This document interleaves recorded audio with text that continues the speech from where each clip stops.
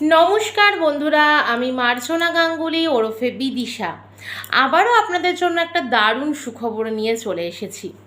আগামী 27 জুলাই 2025 রবিবার ঠিক সকাল 10টা থেকে দেবগ্রাম পিকনিক গার্ডেনে আয়োজন করা হয়েছে একটা বিরাট বড় ফেসবুক ক্রিয়েটার অ্যাওয়ার্ড অনুষ্ঠান।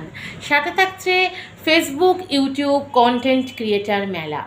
তাহলে আপনারা চটপট আপনারা নিজেদের বুকিংটা সেরে নিন।